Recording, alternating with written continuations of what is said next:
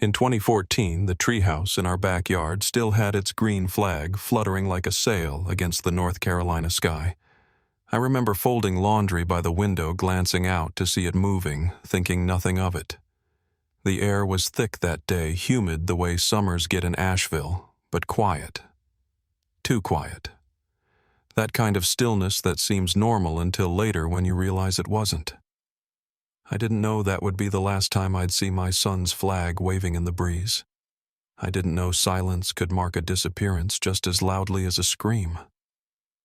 Before I go any further, let me know where you're listening from down in the comments and tap that like and subscribe if stories like this ever brushed past your own life. Every click helps pull another forgotten name back into the light. My name's Karen Elwood. I was 41 when everything changed. I've lived in Asheville most of my life on a quiet street in a neighborhood called Kenilworth. Brick homes, big porches, swing sets left out in the yard. The kind of place where you know your neighbor's dogs by name, and the mailman waves whether he's got a package for you or not. Back then, I taught part-time at the community college basic English composition. Tom worked full-time at a warehouse distribution center about 30 minutes outside town. We weren't rich, but we had what we needed, a roof, groceries, routines. Dinner was always at 6. Cartoons were off by 7. Jacob had a bedtime story by 8, and the lights went out by 8:30. He was a quiet kid, thoughtful. He liked the small things most people overlooked: ants building tunnels, clouds changing shape, tree bark that peeled just enough to see the red underneath. He named everything. The spider on his windowsill was called Raymond. The squirrel that danced along our fence every morning, Captain Fluff. He had a plastic toy camera, a Fisher-Price thing, and he used it like it was a real one. I swear he photographed everything that moved and most things that didn't. Tom used to joke that he'd grow up to be a filmmaker. I always thought he might be a scientist or maybe a storm chaser. He had that kind of intensity, gentle but focused. Looking back now, I think I missed the early signs. We were tired like most parents are. Tom was always working and I wasn't sleeping well. I chalked it up to stress growing pains. A misplaced toy here, Jacob sleepwalking once or twice, him asking questions that felt older than he was. Like, where did people go when they disappeared, or how long a person could live without sunlight. There was one night, maybe a week before it happened, I woke up and found him standing in the hallway. It was dark past midnight. He didn't say anything, just stood there staring at the front door. I asked if he was okay. He said he was listening for something. I asked what. He didn't answer. He just went back to bed. I didn't tell Tom. I don't know why. The day itself was normal. I was on the phone with the school board about some upcoming curriculum changes. Tom was in the garage installing shelves. Jacob asked if he could go outside to the treehouse. Just for a little while, he said. I nodded. I told him to be back before lunch. He smiled. That quiet inward smile he always had. It was hot that day, high 90s, sticky enough that the air conditioner wheezed every time it kicked on. I poured myself a glass of water and sat down at the kitchen table. And then I looked up, just glanced through the back window. The flag was moving in the breeze, but the treehouse was empty, and Jacob was nowhere in sight. The treehouse was empty. I walked to the edge of the yard, thinking maybe Jacob had wandered into the side garden or over to the neighbor's fence like he sometimes did, but everything was still. I called his name once, then again. Nothing. I stepped onto the grass barefoot, the heat already rising off the ground even though it wasn't yet noon. I checked behind the shed, looked under the deck. No sign of him. Tom was still in the garage drill, whining against wood, unaware. When I told him Jacob wasn't in the treehouse, he brushed it off at first, said maybe he went inside for water. But when we both searched the house, the panic started to creep in. His shoes were still on the porch. The back door hadn't been opened. His favorite plastic camera was still sitting on the step facing the dirt, like he'd meant to pick it back up. We searched the neighborhood on foot first. Tom walked down Elmidge Drive. I went the other way toward the small trail behind the school. We knocked on doors, asked if anyone had seen him. One neighbor thought maybe she saw him earlier, but she couldn't say for sure. It wasn't until late afternoon that we called the police. I remember the heat inside the house more than anything. The fans were running, but the air felt thick and unmoving. The officers asked when we last saw him what he was wearing, if he'd ever run off before. They asked if we were fighting at home. I answered every question twice. I think I was still holding on to some hope that we'd hear his voice any second, that maybe he was hiding or playing a game or even mad at us and sulking somewhere nearby. But by evening, that hope had dried up. The sun dipped low and the shadows stretched long across the yard. That's when I started thinking about the hallway, about the night I'd found him standing there, just a few days before staring at the front door. It had meant nothing at the time. But now I couldn't stop thinking about it, as if he'd already known something was coming. By the second day, the search spread. Police dogs, volunteers, local news crews. Flyers were printed and taped to utility poles and gas station windows. I gave them a school photo, the one where he's wearing a red collared shirt and blinking a little off-center. It didn't even look like him, not the way I remembered him. That photo became the image everyone saw. They set up a small command tent in the church parking lot 2 blocks over. People brought water bottles, sandwiches, printed maps. There was a sense of urgency at first, the kind that comes with fresh adrenaline and disbelief. But after 3 days with no leads, something shifted. The crowd got smaller. The flyers started curling at the edges. Reporters moved on to another case. Police presence thinned. I overheard one officer say there was no sign of forced entry, no tire tracks, no witnesses, that sometimes kids just wander off. I wanted to scream. Jacob was 7. He didn't wander. He didn't even cross the street without holding my hand. I knew something had happened. I didn't have the evidence, but I had the ache in my chest, the kind that doesn't lie. Tom and I started to unravel in our own quiet ways. He took to driving at night, circling the same roads over and over. I sat at the kitchen table sorting his clothes into piles, then undoing the piles again. I called the station every morning. The detective on the case was a woman named Nora Hayes Sharp. No nonsense, a little older than me. She was the only one who looked me in the eye when she spoke. She believed me, or at least she didn't talk to me like I was hysterical. She walked the perimeter of our yard herself twice and asked if Jacob had any hiding spots or routines. I told her about the treehouse, about the names he gave the animals, about the plastic camera. She took notes in a small blue notebook and said if anything came to me, even something that seemed silly, I should call. A week passed. Then 2. On the 10th day, I woke up before sunrise and went outside. The grass was still wet. I walked barefoot to the base of the tree where the flag still hung. I stood there for a long time, not thinking, just standing. I didn't cry much in those first weeks. It was like my body had shut down anything that might distract me from watching, from waiting. A month later, we had a service. Not a funeral, just something at the church. Tom didn't want to, but I needed people to remember. I needed to say his name out loud in a room where it didn't echo. After that, the visits stopped. No more casseroles, no more prayers on the porch, just silence.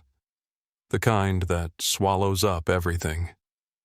Eventually, Tom moved out.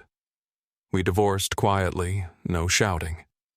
We both just ran out of ways to talk about the same thing. I stayed in the house.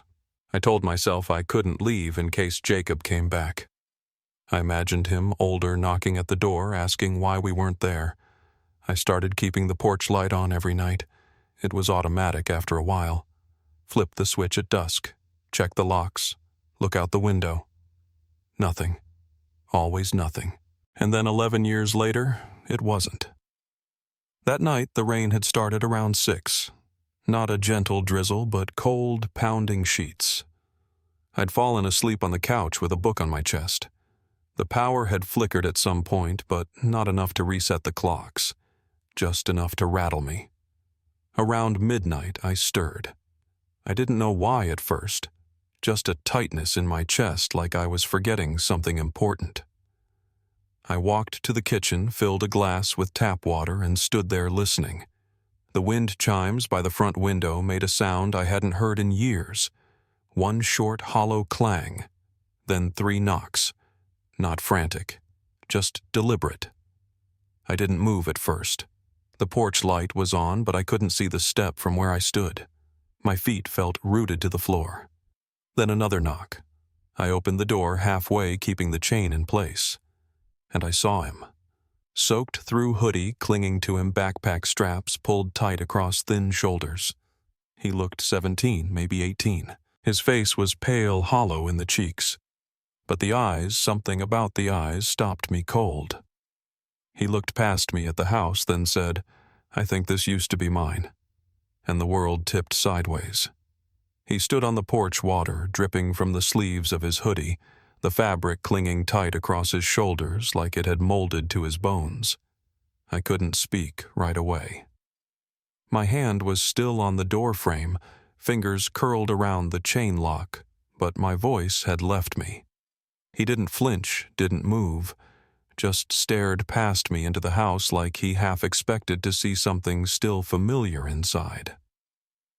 I opened the door a few more inches, and that's when he said it.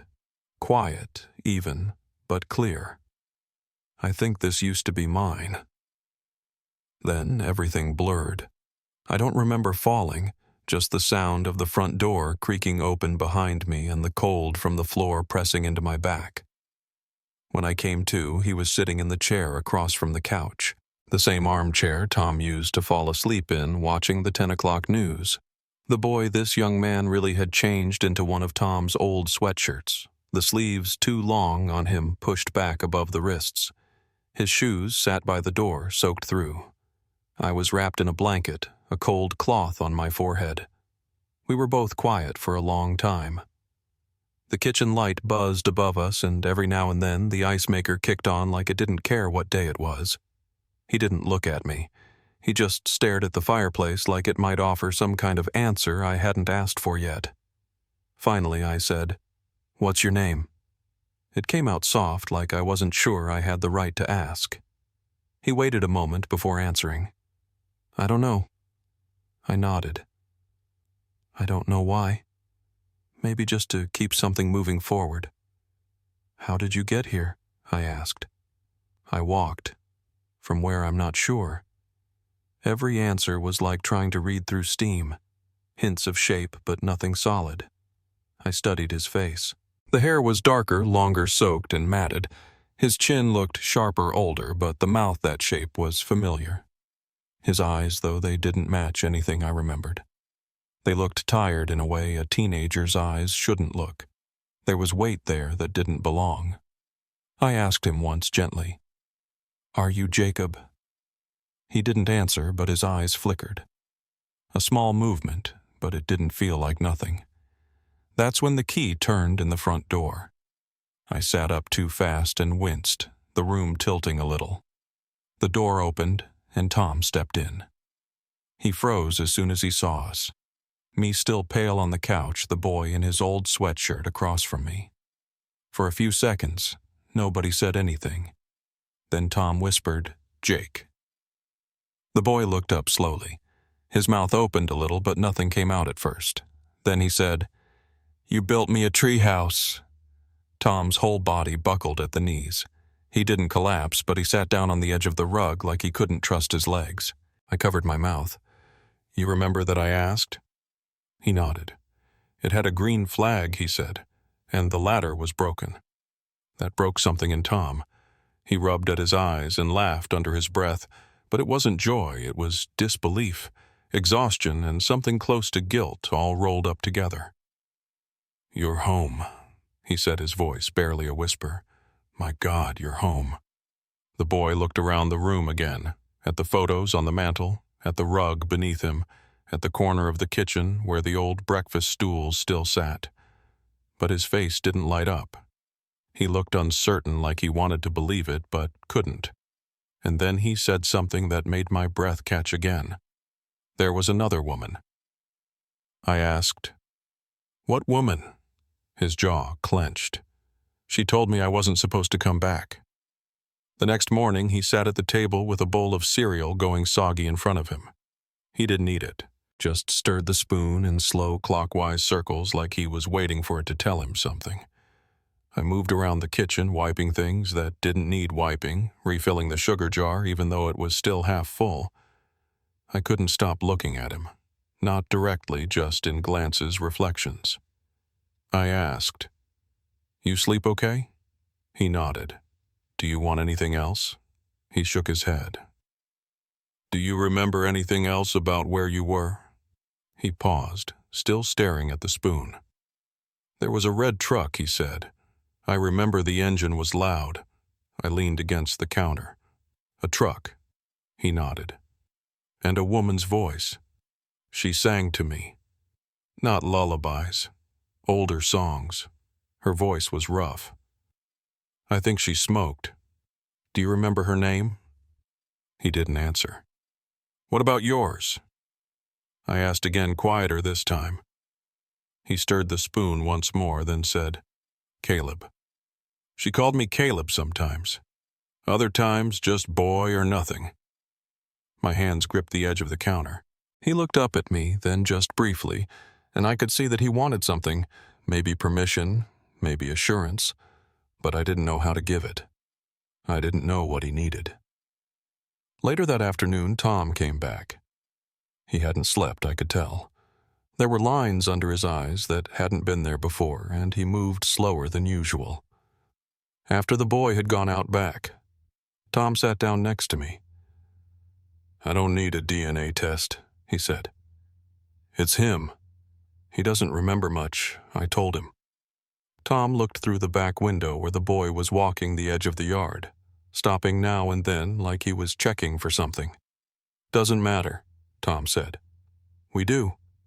I watched him out there, pausing by the old flower bed, crouching near the fence line. At one point, he reached down and picked something up. When he came back in, he held it out to us. A small rusted toy soldier. "Was this mine?" he asked. Tom took it, squinting. "Yeah," he said. "You used to bury them. You said they were on missions underground." The boy nodded slowly. "I dug this one up. It was next to a spoon." "Do you remember burying it?" I asked. He looked at his hands. "No," he said. "But my hands did." That night after he went to bed, or said he did, I found him sitting on the living room floor flipping through an old photo album. It must have been under the coffee table all these years, forgotten. He didn't say anything when I sat down across from him, just turned the pages slowly. There he was, grinning on a tire swing, eating watermelon at a 4th of July fair, sitting on my lap, pointing toward the camera. The boy in the pictures looked carefree, soft, untouched. "That was your 5th birthday," I said. "You cried because we ran out of balloons." He didn't respond, just stared at the photo a second longer, then shut the album. "I need to sleep," he said. I stood. "Your room's just—" "No," he said. "Not there." I nodded. "You can sleep anywhere you want." He curled up on the couch and didn't close his eyes once. I sat in the hallway for most of the night, the porch light still on, just like it had been every night for 11 years. When morning came, I called someone I hadn't spoken to in nearly a decade, and by noon she was on our doorstep. Detective Nora Hayes. Retired 4 years now, but she didn't hesitate. She just said, "Let me see him." And when she did, when they saw each other across that kitchen table, something passed between them. A kind of silent recognition that made my hands go cold. She asked him softly, "Do you know me?" He didn't blink. "You had a notebook," he said. "Blue cover. You always carried it." "I did," she said. "You cried once in the yard," he added. "I saw it through the window." Nora sat down slowly. "Do you remember what happened?" He didn't speak right away. Then he said I heard voices. I thought they were arguing. I left the treehouse. The side gate was open. The red truck, she asked. He nodded. Did someone grab you? No. They told me my mom said I had to go. My breath caught. What I said. That's what she said, he replied. The woman. She said my mom told her I had to go away for a while. Nora looked at me. Do you know anything about this? No, I whispered. God, no. He looked between us. Is that not true? My throat burned. Of course not, I said. Jacob, I would never. He stood. I need air. He walked barefoot into the yard. The grass was wet with dew and the sun was starting to break through the clouds. Nora watched him go, then turned back to me. Her voice was low. You sure you told me everything I didn't answer right away? Because I wasn't sure anymore. Not about anything. I watched him from the doorway as he stood in the middle of the yard, barefoot in the dew hands hanging at his sides. The wind tugged gently at the hem of his sweatshirt, and for a second, he almost looked like the boy he used to be.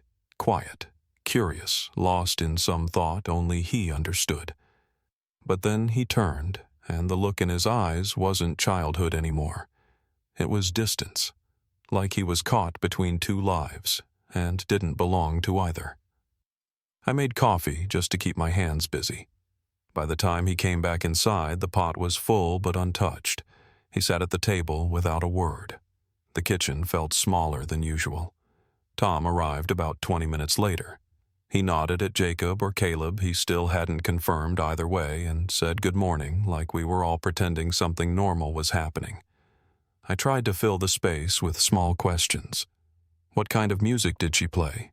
Did the house have a yard? Did you ever go to school? But the answers when they came were fragmented. Half sentences, memories that drifted off halfway through. She had a dollhouse, he said once. Kept it in a glass case. I wasn't allowed to touch it. Another time, she hummed when she cooked.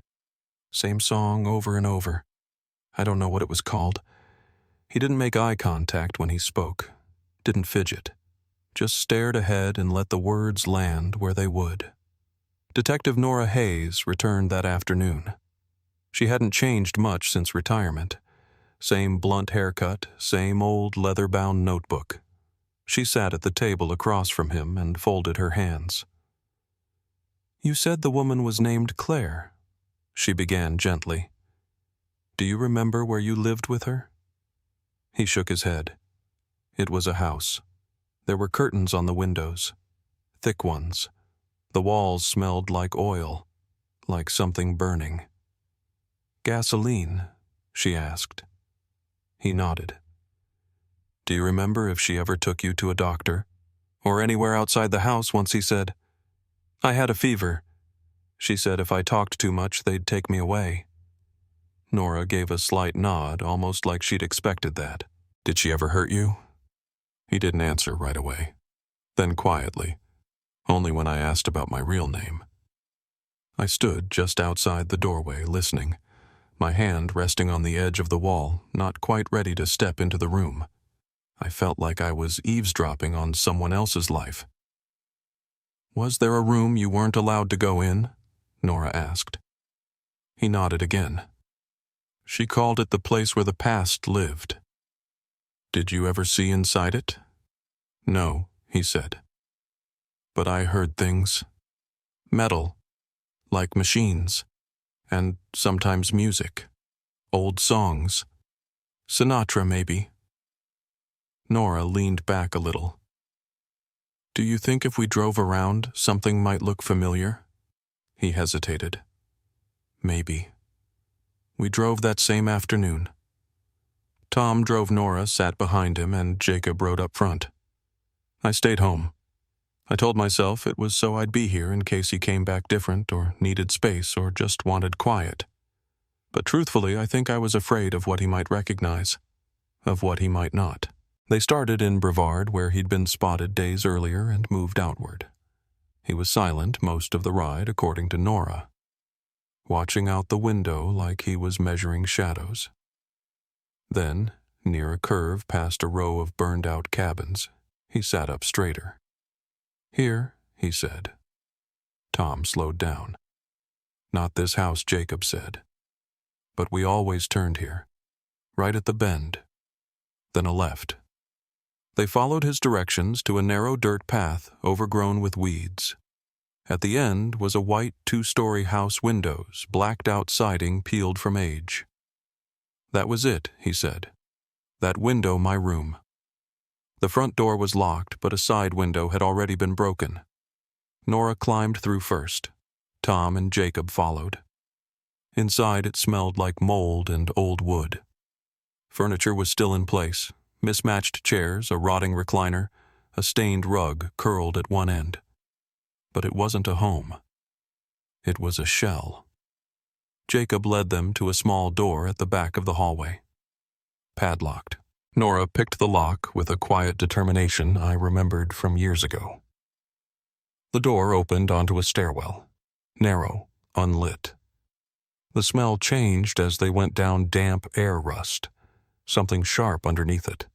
The basement held rows of boxes, each labeled. J Year 1, J Year 3, Return, Maps, Audio.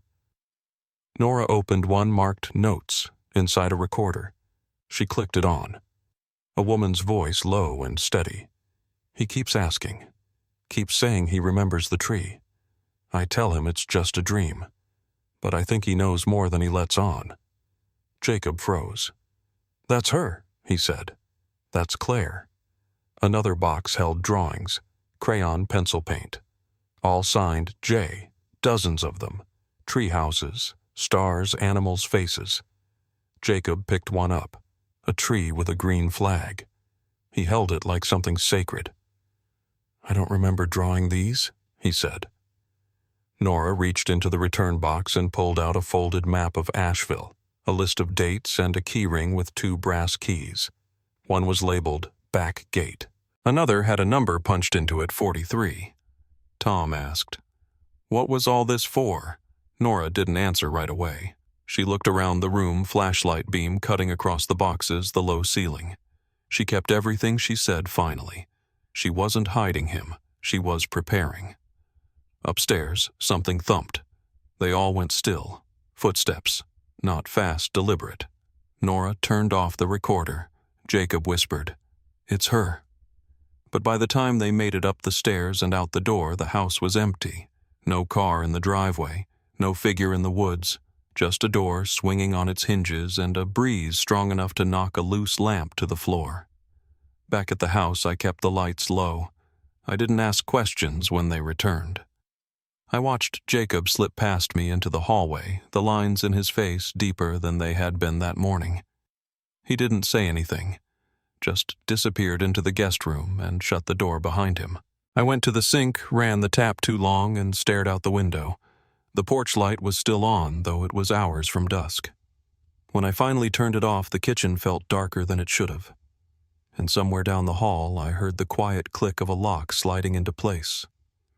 The next clue came from a drawer no one had opened in years. It was the hallway cabinet, small, painted over at least 3 times, tucked just beneath the thermostat. I passed it on the way to the laundry room and noticed it was slightly ajar, not wide enough to see inside, just enough that it caught my eye. I stood there for a moment before opening it the rest of the way. Inside were things I hadn't thought about in a long time.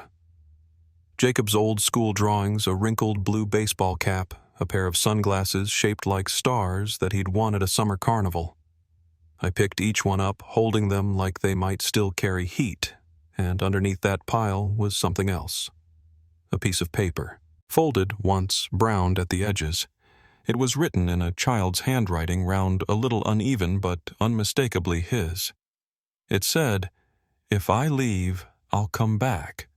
Don't cry, Mommy. I'll come back when I remember how." In the bottom corner was a small sun drawn in yellow crayon. My legs went out from under me. I sat on the floor, still holding the paper, my hand shaking. I didn't remember this. I didn't remember him writing it. And I'd cleaned out that drawer a dozen times, maybe more. It wasn't there before.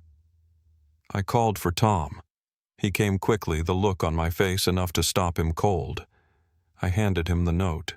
He read it once, then again. "This wasn't here," he said. "No," I whispered. "You sure, Tom? I packed this drawer myself. I've opened it hundreds of times. I would have remembered this." We both looked down the hallway. The guest room door was open now. Jacob stood there barefoot again, his hair still damp from the shower. He saw us holding the note and stopped. "What's that?" I asked. "Do you remember this?" He stepped forward slowly, looked at the paper, then said something that chilled me. "She told me to hide it." "Who, Claire?" he said. "She said it would make you feel better." "You mean she gave it to you?" "No. I wrote it. But she told me what to write." The next morning, Nora came back with boxes. She had called the night before and said she needed to reopen her own files, even if unofficially. Inside the boxes were everything she'd kept: interview transcripts, maps, photocopies of statements, lists of phone numbers. She spread the documents out across the dining table and flipped through them like she was brushing dust off the past. "Let's go back to the woman," she said. "You said her name was Claire." Jacob nodded. "Did she ever say her full name?" He paused. "She called herself Claire Mitchell once. Just once. But I remembered it." Nora scribbled that down in her notebook. "What about where she took you? Do you remember anything else about the place?" "Curtains," he said again. "No clocks, no school. The air smelled like gasoline sometimes. And something else." "What else, mildew? Maybe something sweet like glue or paint thinner." She nodded. "Did you ever see anyone else? Any other kids?" "No. Just her." "Did she ever say anything about your family? Me? Your dad? Your mom?" She said, "My mom gave me away." Nora turned to me, her face unreadable. She said I was too much, that she was scared of hurting me. "That's not true," I said. "Jacob, none of that is true." "She made it sound real," he said, voice flat. "Like I was a mistake. Like you left me in the rain." I reached across the table but didn't touch him. "I would never." "I didn't." "I know," he said, looking away, but I could hear the fracture in his voice. Nora asked, "Did she keep any records? Diaries, photos, anything?" "There was a room I wasn't allowed in. The one where the past lived." He nodded. "Sometimes I'd hear machines running, or music. She liked old stuff. Sinatra. Sometimes she'd just talk to herself. Talk to who, I don't know. Maybe herself. Maybe someone else." He rubbed his hands together, his nervous habit. "She said the house listened, that it kept secrets." Nora leaned forward. "Do you think there were others? Other kids?" He didn't answer right away. "Then she said she had a daughter, but I never saw one. Just a dollhouse. She kept it locked in a glass case. She talked to it sometimes, called it by different names. Did she ever say what happened to the daughter? No, just that she didn't need me to talk to anyone else, that she picked me for a reason."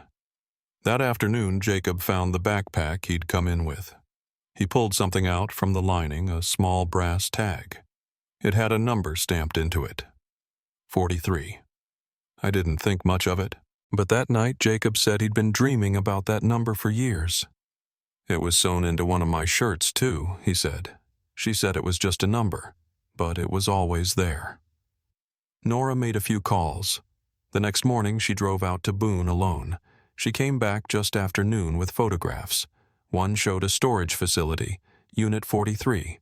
When they opened it with a court order, they found dozens of boxes, each labeled with a name and a year. Not just Jacob's. There were others. Girls, boys, photos, old newspaper clippings, even recent snapshots, some printed on regular paper, others clearly developed from film. Nora stood in my kitchen and said, "She didn't just take Jacob. She was watching others." Jacob was at the table drinking tea quiet. When she said that, he froze. "Others?" "Yes," Nora said. "Files on them. Notes. Some pages were torn. But I don't think Jacob was the first, and maybe not the last." He got up and walked outside again. Tom followed him a few minutes later but didn't say anything. Just stood there on the porch, watching him pace the yard. That night Jacob came to me in the hallway. His voice was lower than usual. "If she lied about you, and lied about herself, then how do I know what was real?" I didn't have an answer. He looked at the photos still spread across the dining table. He picked one up, his second-grade picture. He turned it over. My handwriting on the back. Date. Age. "I want to know what else she kept," he said. "The journals. You said she wrote things down." "She did," Nora said. "We're reviewing them now. But it'll take time. I want to read them," he said. She said the truth was in there. Nora looked at me, then at him. She didn't argue, just nodded slowly. 2 hours later, she returned with a manila envelope and placed it in front of him. Pages from one of the early journals. Just a few. Jacob opened it carefully. The handwriting was tight and angled. Some of the lines were rambling hard to follow, but one part was underlined 3 times. "The Elwoods lied. I have proof. They told me where to find him." Jacob looked up. "What does that mean?" Nora didn't answer right away. It could be nothing. She was obsessive. It might not be true. But it might be, he said. And no one corrected him. He folded the paper and stood. "I need to ask my mom something." I followed him out to the porch. The light had faded to gold. He didn't sit down, just stood by the railing and asked, "Did you ever meet her?" Before I disappeared. The question took the air out of me. "No." "Are you sure, Jacob? Because she said you gave me to her." I felt my chest tighten. "That's not true. But you knew her, no. She said you came to the house once." I didn't answer. "Tell me the truth," he said. I opened my mouth, but nothing came. Not that time. He walked back inside without another word, and in the quiet that followed, I felt something shift. Not just between us, but in him. Like he was done waiting for answers. Like he was going to find them with or without me. He was gone the next morning. I found the front door closed, but not locked, and his shoes missing from the mat. The teacup he'd left on the kitchen counter was empty, but still warm. I stood there barefoot staring at it, listening to a house that suddenly felt like it had lost breath again. I didn't wake Tom right away. I waited, hoping maybe Jacob had just stepped out back. That he'd come around the side gate with the wind in his hair, maybe carrying a branch or a piece of rusted metal like he used to. But time passed and the porch stayed empty. I walked the backyard twice, checked the alley behind the fence, then finally went inside and called Nora. She answered on the second ring, and I didn't have to say much. She heard it in my voice. "I'll come by," she said. "He's remembering more," I told her. "I can see it." He's not saying it out loud, but it's in his eyes. Nora showed up an hour later, holding a manila folder in one hand and her car keys in the other. She didn't take off her coat, just placed the folder on the table and opened it. Inside was a photo, grainy, dated March 2014. It showed me standing on a porch shaking hands with someone. The woman was turned slightly to the side, but her face was unmistakable. "Claire." "Where did you get this?" Tom asked from behind me. "County records," Nora said.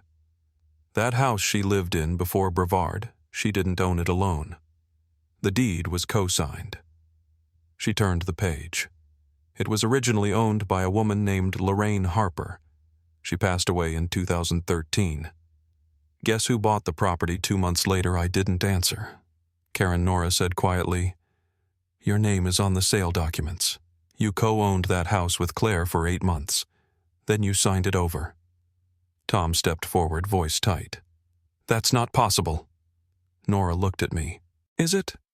I sat down slowly. My legs didn't feel steady. "I didn't know she would keep him," I said. "I thought it was just for a little while."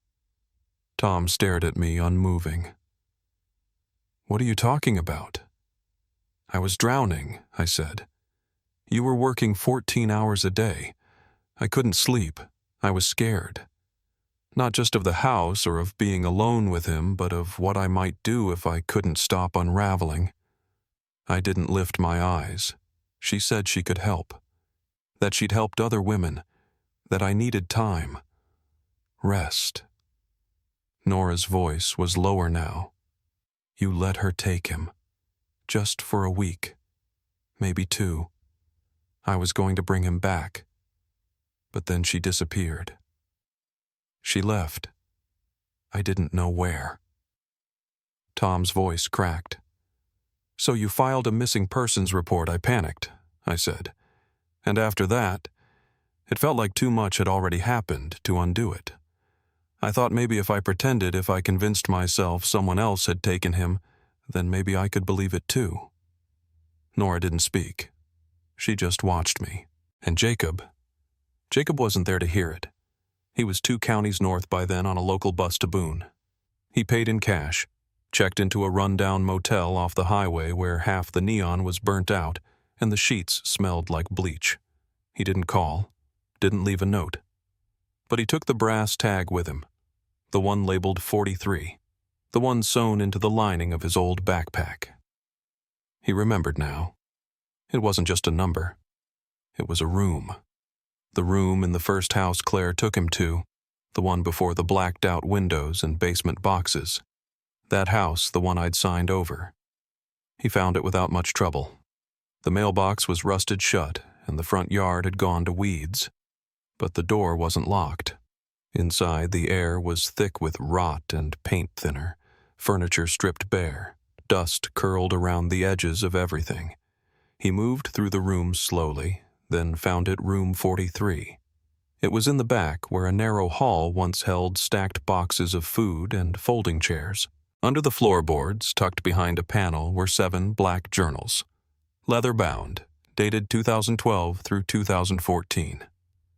He sat on the floor, opened the first one, and began to read. The early entries were obsessive. Notes on children, on system failures, on names, mine, Tom's, Jacob's. A paragraph. "The Elwood boy is bright, curious. I saw him press his hand against the window to look at a spider. He watches everything. She doesn't see it. She's unraveling. She leaves him outside for hours. He asks where his father is. She says he's saving the world. He's not." Another entry.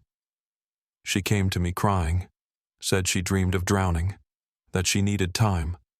I told her I could help. I knew then she would say yes." Later. "He's here now.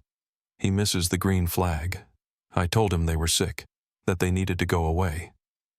I lied. But he's smarter than the others. He keeps asking about the tree." Jacob kept reading. The ink faded in spots, but the meaning stayed sharp. Claire had watched us, waited for a moment when she could step in and offer herself as the answer. And I let her. When Nora arrived, Jacob was still on the floor, the journals beside him in a loose stack. She didn't say anything at first, just stood in the doorway. He looked up. "I know everything now," he said. "No," she said. "You don't." He looked at her. She reached into her coat pocket and pulled out a folded photo. It was from his 5th birthday party, but not one we'd ever put in an album. In the background, Claire was there, holding a cake, smiling. She had already been in our lives. She believed you were hers from the start, Nora said quietly. You weren't just taken, Jacob. You were groomed, prepared. She thought she saw something in you no one else did. He didn't answer, just stared at the picture, and the silence that followed was different than before. He didn't seem angry, just tired, like a question he had been asking for years had finally answered itself. Back in Asheville, the porch light stayed on. I didn't sleep that night. I sat on the stairs with my hand around a mug that went cold an hour in. I wasn't waiting for an apology. I wasn't sure I even deserved one. But I knew this much: whatever came next, it wouldn't be mine to lead. And wherever Jacob was, whatever he was holding in those pages, the next step was his. He came home just before sunset. No call, no warning, just the sound of the front gate creaking and his shoes on the porch. I'd been sitting by the window, not waiting, but not doing anything else either. When I opened the door, I didn't know what to say. He didn't either. His face was drawn like he hadn't slept, but there was something steady in his eyes. He stepped past me into the hallway, quiet as ever. Tom appeared in the kitchen doorway, looked up, then stepped back like he understood this moment wasn't his to enter. Jacob didn't speak until he reached the far end of the hall, near the photos still nailed into the wall. I'd left them there all these years: birthdays, summer fairs, the one from the tire swing. He stopped in front of one, looked at it for a long time. Then he turned. I followed him down the hallway, past the coat rack, past the narrow stairwell, and into the kitchen where the evening light made everything look too soft. He didn't sit. Neither did I. I read the rest he said. I nodded. I figured you might. She wrote about you, he added, voice level. Said you gave me to her, but that you looked scared, that you said it wouldn't be for long. I leaned my hands on the counter, cold glass under my palms. That part's true. She said she knew you wouldn't come back. I didn't respond. She said you were crying when you left. I closed my eyes for a second, then opened them. I was. He nodded like he already knew. She told me that once. Years ago. I didn't believe her then, but I wasn't sure. I looked at him. Really looked at him. I'm not asking you to believe anything, just to hear it. I was broken. That doesn't excuse what I did, but it's the truth. I thought I was protecting you, and then I lost the chance to make it right. He looked away. His eyes scanned the room like he was trying to see what was still familiar. Then he asked, "Do you remember my plastic camera I did?" I didn't answer, but I walked over to the hallway drawer and opened it, reached in past old keys and loose batteries. It was still there, dusty but intact. He held it in his hands. She told me you threw it away. I didn't. He nodded again. I know. He turned it over, flipped the plastic shutter, then set it down on the counter. I spoke to her, he said. I felt my breath pause. You found her? No, he said. But I remembered her number. I called it. She picked up. What did she say? He hesitated. She called me Caleb, said she saved me, that you gave me up, that she gave me peace. His voice didn't shake, but it was thinner now. She said you never wanted me back. I took a breath. What did you say to her? I told her my name was Jacob, that I didn't believe her, that I wanted to. He looked up at me. But I still wanted you more. I couldn't speak. The room was too still. He looked back down at the camera. She was building something, he said. All those journals, all those notes. It wasn't just about me. He pulled something from his backpack. A final sheet, torn, handwritten, different from the rest. He placed it between us on the table. The handwriting was Claire's. The ink had bled slightly, but the words were clear. One day, he'll find this, and he'll hate me. But maybe he'll hate them too, because monsters don't always live in basements. Sometimes they live in kitchens. Sometimes they tuck you in. I stared at the paper. The corners were smudged, and there was something drawn in the margin, a small sun, almost like the one Jacob used to draw. She wanted me to carry that with me, he said, to believe I couldn't go back, that even if I did, I'd never belong. I finally sat down. My hands were cold. Did you believe her? Sometimes, he said. When I was scared.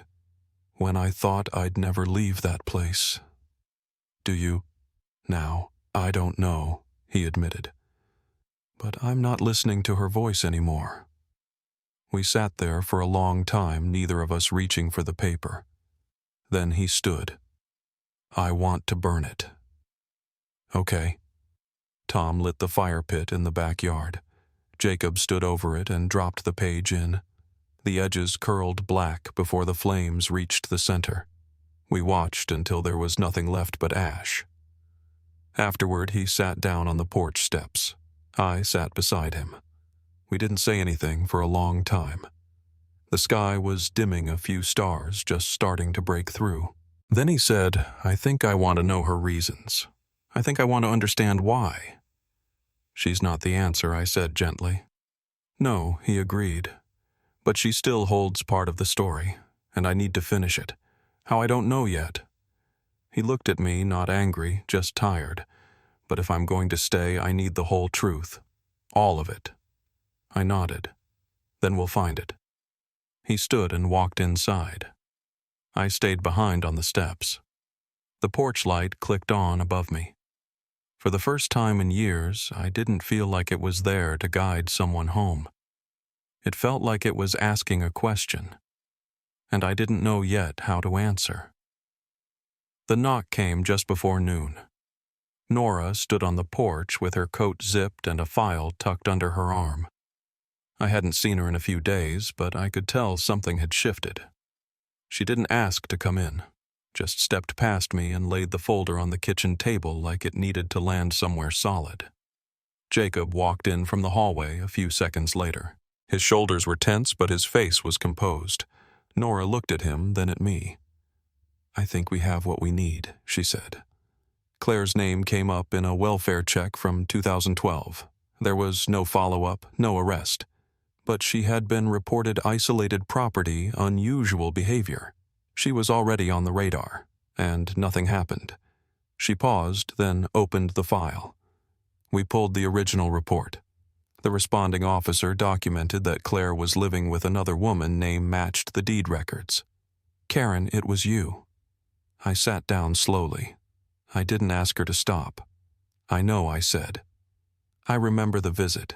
I told myself it was a favor, a temporary arrangement. Jacob didn't speak. He hadn't moved. Nora took out another page. This is the part you need to see, she said, laying a photo down. It was Claire, older than I remembered, thinner, standing beside a metal gate. Behind her, half obscured, was a shape small, pale-looking, directly at the camera. It's from a neighbor's security camera. The timestamp matches one of the dates in Claire's journals. Jacob looked down at it. That was me, he said. I remember that gate. I used to trace the rust with my fingers. She said I wasn't allowed past it. Nora nodded. We're building a case now. Quietly. It's not public yet. But she had more than just files. She had plans, maps, keys lists, other names. She pulled out a second envelope. We believe she was tracking other children. Maybe to take them. Maybe just to watch. Jacob took the envelope from her but didn't open it. He sat down at the table and folded his hands. The room was quiet, except for the hum of the refrigerator. There's something else, he said after a long pause. Something I didn't tell you before. Nora raised an eyebrow. She had another name, a different one she used sometimes. She'd write it on things. LM. Just the initials. When I asked what it stood for, she said, It's the name before me. Nora wrote it down. Could be an alias, she said, or someone who came before her, or someone who taught her, Jacob added. There was a locked drawer in the room. one she never opened. She said it belonged to LM, that it wasn't mine to see. I felt the cold press of dread but said nothing. Nora stood. We'll find it. We're not done. She left the rest of the folder with Jacob, then stepped out onto the porch. Tom joined her for a word, but I stayed inside. I watched Jacob leaf slowly through the pages, his thumb trailing the edges like he didn't want to disturb them too quickly. That night, he didn't sleep in the guest room. He moved to the couch again. I left a blanket folded neatly, but he didn't touch it. Just lay there staring at the ceiling. Around 2 a.m, I found him standing in the hallway holding one of the drawings he'd brought back from Claire's house. It was rough charcoal or pencil, a house crooked and tall with a single eye drawn in the attic window. She used to tell me the house was alive, he said, that it remembered things even when we didn't. It wasn't, I said gently. It was her. Maybe. He looked at the paper again. But when I was there, it didn't feel like she was lying. It felt like something else was watching us, something she'd invited in. The next morning, Nora called. Her voice was strained. We found the storage unit you mentioned, the drawer labeled LM. It had original case files, medical records, one birth certificate. I closed my eyes. It listed Claire as the mother. No, she said, as the sibling. There was silence. Then Nora added, we think LM was her sister, a girl who went missing in 1981. The file was buried, never reopened. I felt my breath go shallow. So this goes back even further, much further, she said. And it means Claire might not have started this story. She might have inherited it. Jacob sat across from me later that day, arms crossed. If that's true, he said, then maybe she really believed she was saving me. That doesn't make it right, I replied. I know, but I need to understand it. Because if I don't, I'll never stop wondering who I would have become if I hadn't left. We didn't talk much after that. He spent most of the day outside walking the perimeter of the yard, tracing the old fence line. That evening, he asked Tom for help with something. They went out to the ruins of the treehouse, just a patch of dirt and some broken boards now. But Jacob held something in his hand, a flag. Green handmade, a little crooked but familiar. They dug out the old post and hammered the flag in. When I saw it from the kitchen window, I didn't cry. I just watched it move gently in the wind, like it had always been there. That weekend, Nora brought one final thing. A letter, unsent, dated last year. It was in Claire's handwriting addressed to Jacob. He didn't open it right away, just placed it on the mantel and stared at it for a long time. Finally, after dinner, he sat down alone and read it. When he finished, he walked out to the fire pit and lit a match. The flame caught fast, curling the edges until it disappeared. He didn't keep the ashes, just stood there a while. When he came back in, he didn't say anything. But he looked at me, not like he forgave me, not yet, but like he saw me again. And that was enough, at least for now. Autumn came quietly that year. The kind that doesn't announce itself, just slips in one morning when the air feels different and the leaves crunch a little sharper underfoot. Jacob started walking again. Not far, just along the old path behind the elementary school, the one where the search dogs had once stopped and circled. He carried the plastic camera in his pocket, not because it worked, but because it had survived. And that mattered. He didn't talk much those first few weeks, but he stayed. He made coffee in the mornings, folded the laundry even when it wasn't his. Sometimes he sat with Tom out by the rebuilt bench near the treehouse ruins. They didn't speak, just sat. That was enough. The day he brought home the paperwork for community college, he didn't mention it, just left the envelope on the kitchen table and went out back. I found it later tucked between the salt shaker and the newspaper I still pretended to read. Photography. Not therapy. Not law. Not even journalism. just a quiet urge to start seeing again on his own terms.